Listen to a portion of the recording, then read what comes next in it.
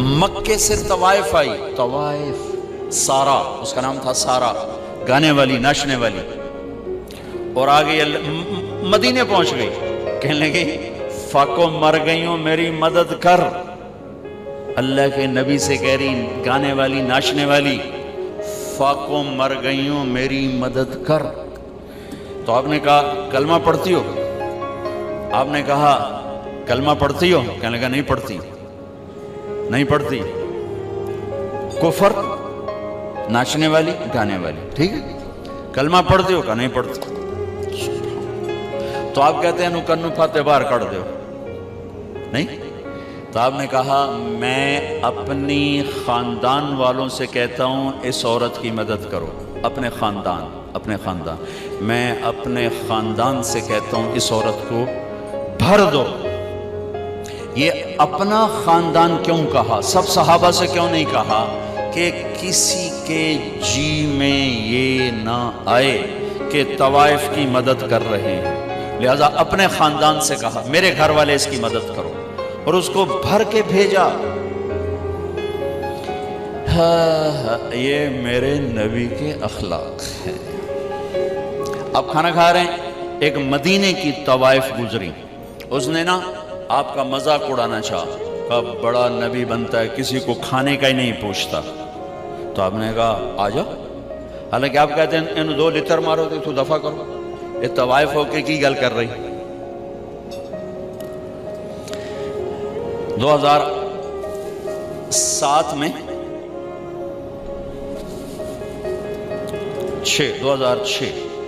2006 میں نرگس میرے ساتھ حج پر تھی، لاہور کا گروپ تھا، اس کے ساتھ ہم گئے ہوئے تھے، اس کو تیار کیا تھا۔ تو عرفات والے دن وہ شام کو اس کا رو رو کے برا حال تھا، کیا پتہ چلا کہ وہ میٹرس نہیں بچھاتے یہ لوگ جو حج ٹور والے ہوتے ہیں، وہاں 3-4 خواتین بیٹھی تھیں، وہ بھی جا کے بیٹھ گئی، تو انہوں نے اس کو طوائف اور رنڈی اور کیا کچھ کہہ کر وہاں سے اٹھا دی اور بے عزت کیا، بہت زیادہ بے عزت کیا۔ تو اس کو اتنی مشکل سے سمجھا بجھا کے اس کو نرم کیا۔ میں نے کہا میں اب کس کے سامنے رونا روں، یہ وہ جگہ ہے جہاں میرا اللہ کہتا ہے اتنے گناہ لے کر آؤ جتنے بارش کے قطرے ہیں معاف کر دوں، اتنے لے کر آؤ جتنے ریت کے ذرے ہیں معاف کر دوں، اتنے لے کر آؤ جتنے درختوں کے پتے ہیں معاف کر دوں۔ تو ایک طوائف کے پاس اتنے گناہ تو نہیں ہے کہ وہ بارش کے قطروں سے زیادہ ہو جائیں، یا ریت کے ذروں سے بڑھ جائیں، یا درختوں کے پتوں سے بڑھ جائیں، لیکن نفرت نفرت نفرت نفرت انسانی نہیں سمجھتا۔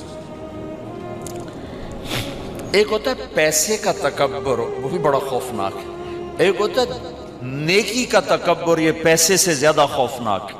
میری گل ذرا کان کھول کے سنیں آجائے، ایک پیسے کا تکبر ہے، یہ بھی بڑی بھیڑی شے ہے، لیکن نیکی کا تکبر اس سے بھی زیادہ ہوتا ہے۔ یہ آدمی کو ایسے ہی گراتا ہے اللہ کی نظروں سے جیسے بڑے بڑے گناہوں سے انسان اللہ کی نظروں سے گرتا ہے۔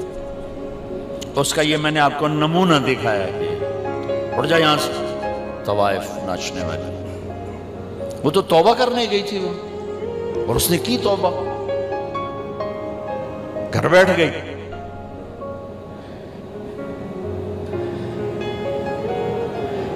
ہماری نفرتوں نے بڑے بڑے ہیرے ہم نے ضائع کر دیے۔ نسیم وکی ایک اداکار ہے، اس کی والدہ فوت ہو گئی، میں اس کا جنازہ پڑھانے گیا تو سارے اداکار ہی تھے، 250-300، تو میں نے سب کو بٹھا لیا، عجب ان کے حلیے حال تھے۔ کس ماحول میں؟ ہر گناہ اس ماحول میں ہوتا ہے جس میں وہ ان کی زندگی گزرے، ہر گناہ۔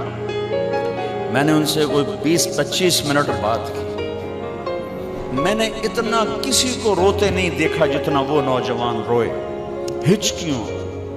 میں نے تھوڑی اللہ کے نبی کی وفات بیان کی، حضرت علی مقام امام حسین کی تھوڑی سی سیرت بیان کی، ایک نوجوان ایسا تڑپ کے روتا تھا، اس نے میں اب رو رہا ہوں، اور جنازے کے بعد میں گاڑی میں بیٹھا اور ریمنڈ تک میں روتا ہی گیا کہ کیسے کیسے ہیرے ہماری نفرتوں نے تباہ کر دیا۔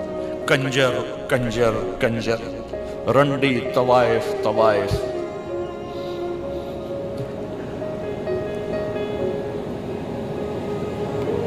کون جسم کو بیچتی ہے؟ کس نے گھنگرو بندھا پہنائے؟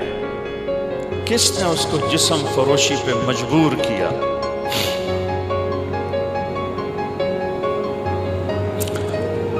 یہ کوئی عورت کی فطرت تھوڑا ہی ہے کہ اپنا جسم بیچنے کے لیے منڈی میں آ جائے، اپنے جسم کی نمائش کے لیے گھنگرو باندھے۔ یہ تو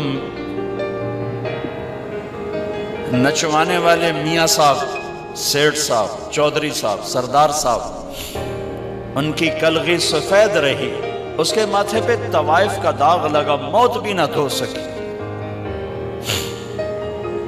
میرا ضلع ملتان ہے۔ 1818 میں رنجیت سنگھ نے ملتان فتح کیا تھا، مظفر خان سے حکومت چھینی تھی، شہید ہوئی، تو اس نے 3 بازار حسن بنائے، ایک ملتان میں، ایک کیروڑ پکا میں، ایک تلمبا۔ تلمبا میرا ہوم ٹاؤن ہے، میرے گاؤں سے 3 کلومیٹر۔ آج سے کوئی 10 سال پہلے میں نے وہاں، مجھے خیال آیا کہ یہ اگر قیامت کے دن انہوں نے گریبان پکڑ لیا کہ ساری دنیا میں تبلیغ کی اور ہمیں آ کے نہ بتایا تو ہم تو مارے گئے۔ وہاں طوائفوں سے ملنا شروع کیا، ان کو کبھی گھر بلایا، کبھی ان کے پاس۔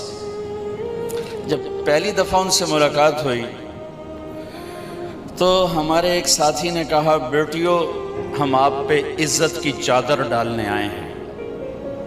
ایک چھوٹا سا جملہ ہے، ایک جملہ ہے، ہم آپ پہ عزت کی چادر ڈالنے آئے ہیں۔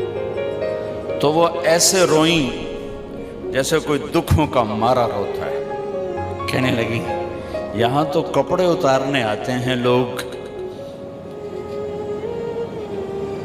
آپ کون ہیں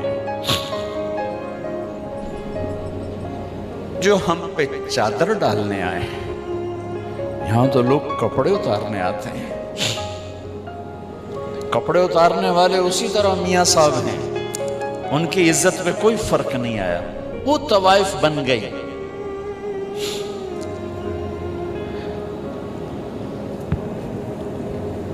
10 سال کی محنت کے بعد اللہ کے فضل سے وہ سارا محلہ ختم ہونے کو ہے۔ کتنی بچیوں کی شادی ہو گئی، توبہ کر گئیں، کتنیوں کے میں نے وظیفے لگا دیے کہ وہ کہا جی جب تک ہماری شادی نہیں ہوتی پھر ہمیں روٹی پانی کا انتظام کر دو، اور کتنوں کے پیغام آتے ہیں کہ جی کہیں ہماری شادی کروا دیں، ہم یہ گندا کام اب نہیں کرنا چاہتے۔ نفرت کرنا کون سا مشکل کام؟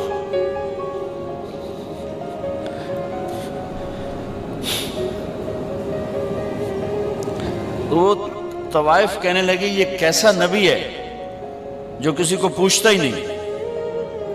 آپ نے کہا آجا، تو بھی آجا، بٹھا لی۔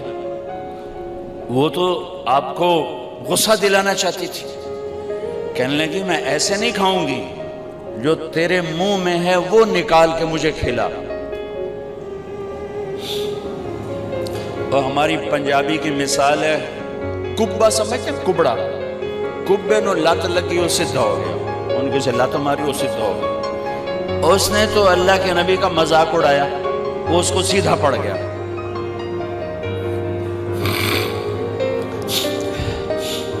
جب اللہ کے نبی کا لعاب اس کے منہ میں جب گیا تو کیا ہونا تھا؟